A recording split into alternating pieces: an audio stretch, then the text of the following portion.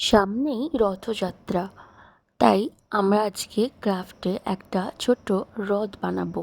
তার জন্য একটা খালি দেশলাইয়ের বাক্স নিয়ে নিয়েছি, আর তাতে লাল রঙের A4 পেপার র্যাপ করে নিয়েছি। আর তারপর একটা হোয়াইট কালারের বা যে কোনো কালারের তোমরা এরকম কাগজ নিয়ে রোল করে নেবে।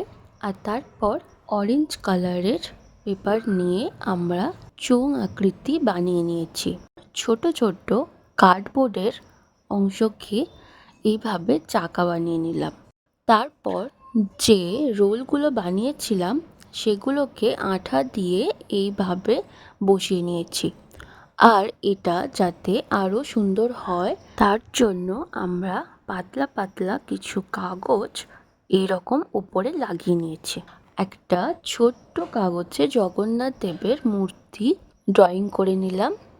আর তারপর একটা সুতো কাগজে আঠা দিয়ে এইভাবে লাগিয়ে দিয়েছি। এটা হয়ে গেল রথের দড়ি।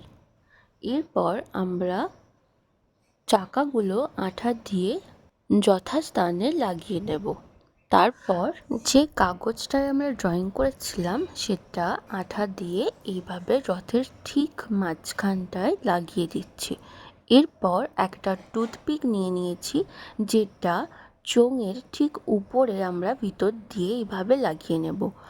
আর তারপর একটা লাল রঙের পেপারে পতাকার মতো কাটিং করে সেটা আঠা দিয়ে এইভাবে একটা পতাকা বানিয়ে নেব। আর পতাকার উপরে অবশ্যই হলুদ কাগজ দিয়ে এই চিহ্নটা করে নিতে ভুলো না। তারপর আমরা আঠা লাগিয়ে নিয়েছি এই কাগজগুলোর ওপরে, আর চোঙটা এইভাবে উপরে বসিয়ে দিলাম। আমি আমার মতো ডেকোরেশন করে নিয়েছি। তোমরা জানাও তোমাদের রথটা কেমন লাগলো, আর তোমরাও বাড়িতে অবশ্যই বানিও। আমার সাথে জুড়ে থাকার জন্য চ্যানেলটাকে সাবস্ক্রাইব করো। সবাইকে রথযাত্রার অনেক শুভেচ্ছা। জয় জগন্নাথ।